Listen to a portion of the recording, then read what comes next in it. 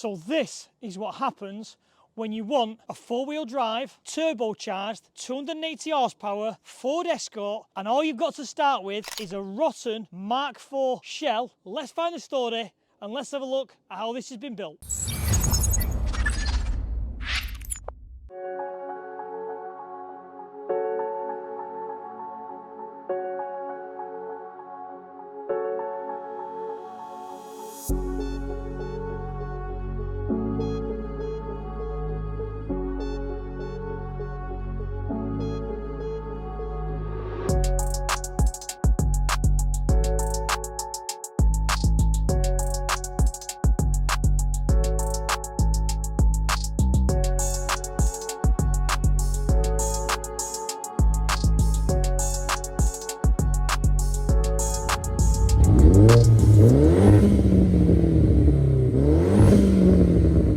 So this has to be one of the best presented floor pan swaps I have seen. So before people start getting upset, this was not originally an RS or an XR car. It was a base model Mark IV Escort, which in my opinion is saving it from the scrapyard. The fit, the finish, the attention to detail is immense. It's so crisp and nice. I want to know, where did this Escort come from? Local MOT station that were MOTing my motorbike. Was it just rotting? It were in corner there, they were going to chop it up, and it was still a rolling shell, and I ended up buying it off them. I just thought, is it for sale, and then you can buy Yeah, I it? mentioned it to them, and then I come home that night, ended up looking at wheelbases, thinking what a body swap onto it. Oh, did you, as soon as you bought it, did you? I had the idea to body swap it okay. before I even bought it. When I seen it with floor totally gone, I were on a Facebook page called Body Swaps, Yeah, and that I've seen sort that of one. influenced me. Yeah, I'm in that and I one as seen well. it with a nice top, but with floor gone, and I thought, what could I do with that? Oh, so the floor was all rotted through already? Yeah, inner wings Oh. up floor were pretty really? much done. It wouldn't go back on road, but the Oh. top were pretty mint. Oh, no way. Yeah, so I mega. thought, they can't chop it up. Yeah. So my brain was ticking, and within a couple of days I rung him up, drop it off, Yeah, I'll have yeah. it. What made you go for the Audi TT? Because I was just racking my brain, what would go underneath, Yeah. and wheelbase what's same. I've had a few of these engines in Volkswagen Audis before. Yeah, I they're think they're good good 1.8s. engines, Yeah, they're pull good well 1.8s, and that. aren't they? So Yeah. I wanted something that would go for long drive to coast, 6-speed, power steering. reliable. I'll still drive it, you know. Yeah, how long did it take?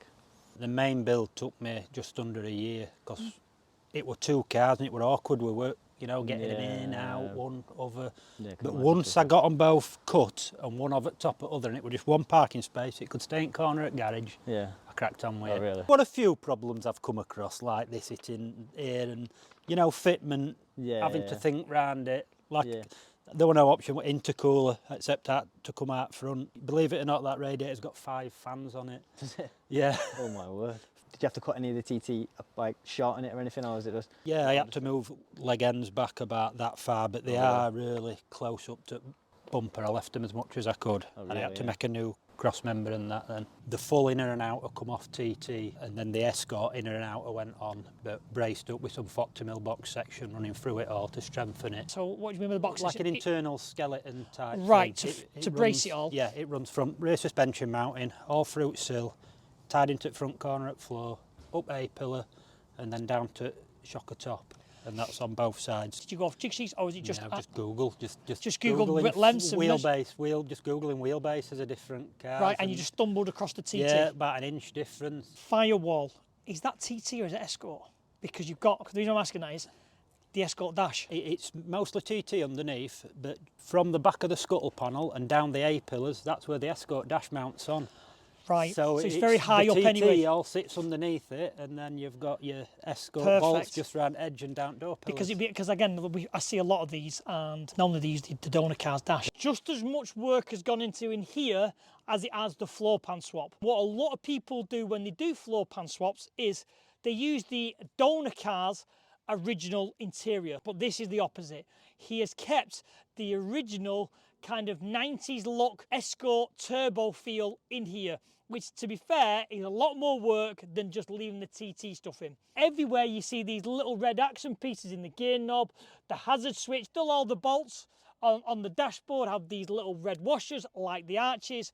The seat belts have the red accent pieces on. Got the Recaro seats, again looking at them with the red little checker inside. Goes on with the theme. It is one of the most best presented finished floor pan swaps, I keep saying it, I have seen. It'd have been so much easier just to put everything as TT, but he's gone the extra mile to make the inside look as good as the outside. So as you can see, this is the money shot.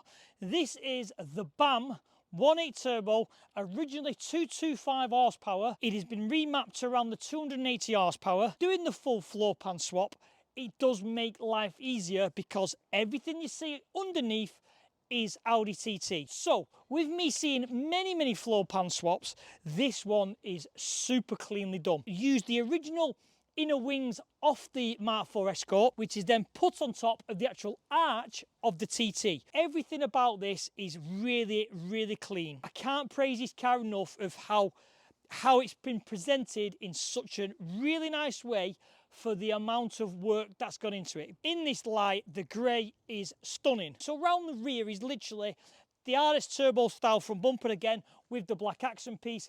It has the tinted rear lights, but a thing that kind of just pointed out for the rear is two little details is the Quattro badge, which again is red, which is following on from the side shots of all the little red accent pieces. But the only thing, if you are a purist and you can spot your cars, is the original Audi TT exhaust. If you look far underneath, you can see the rear differential, but then you can also see on the mud flaps, it says Quattro. And then you can move on to the wider arches, which is like a Rocket Bunny style arch. But then another thing I do like about this is these strips. So when you look at the car, it has these additional metal strips here, and it has these very nicely touched of the different size holes, which is to help of the width of the body swap. So the side of the car, as I've said, the Rocket Bunny style arches, but you've also got, which is a nice little touch, is every little screw which holds it on has a little red cap behind. It all blends in with the red, the grey and the black. So then moving on to the wheels, it has what looks like a Super Turismo style multi-spoke wheels, which has this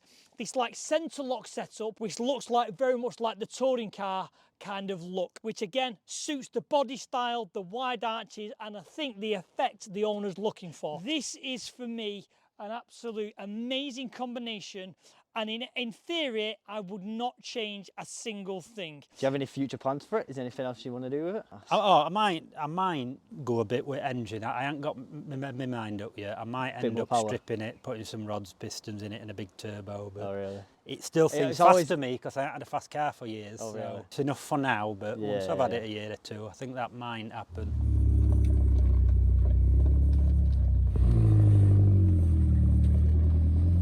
I left all traction control on it and everything, but it's garbage. You know, when you put that on, you can't even boot it out of the corner. I don't think it's just early 2000 stuff, isn't it, really? 2000. Yeah, it's too much.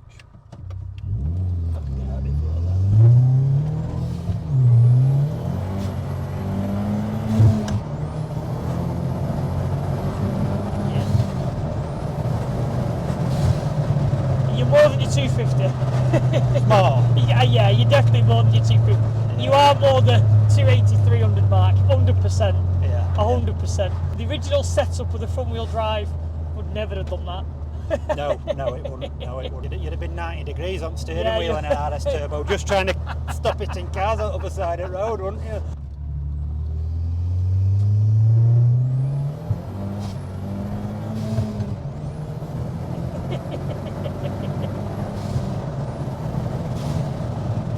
And I can 100% see what you mean by front wheel drive to the Haldex a little bit. Yeah. You can feel it in the car, can't you? Yeah. Love it.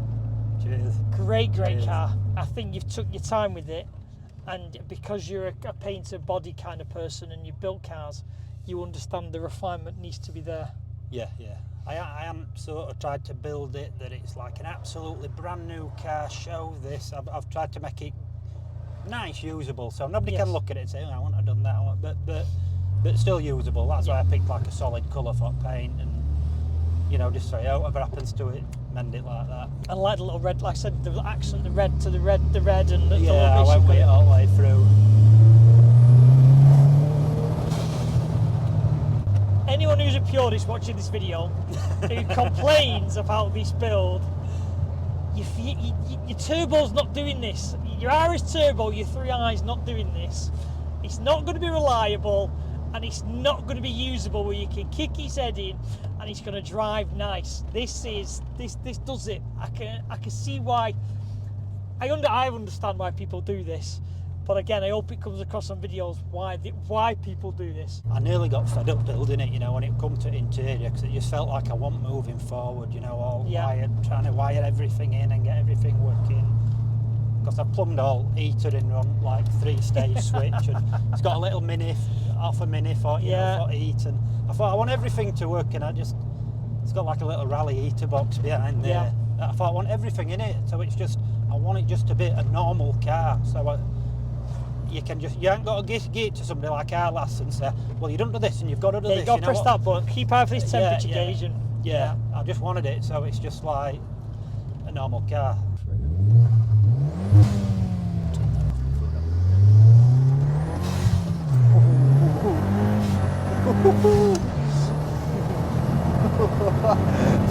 Oh, it goes!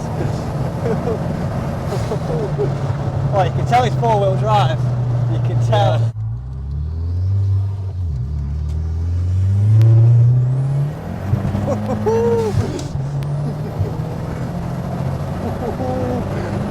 Wow. Oh, it goes. Planning round corners, isn't it? Oh yeah, it sticks to road. It's like, it feels like a go-kart. I know coilovers on it for years, so when I first drove it, I thought it just goes where you point it. Yeah, you can see why I say it's come out better than what I expected. Definitely, I feel like if you did put more power into it, you might ruin it a little bit, to be fair. I know. So it is nice just going around here and everything.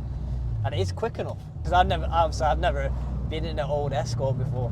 I can imagine they didn't feel like this. No, they used to like, if you put a bit of power into them, like, it used to be easy to get up to like 180. And obviously a normal Escort would be a lot lighter than this with alt gear under it. They're still used to fly. Oh really?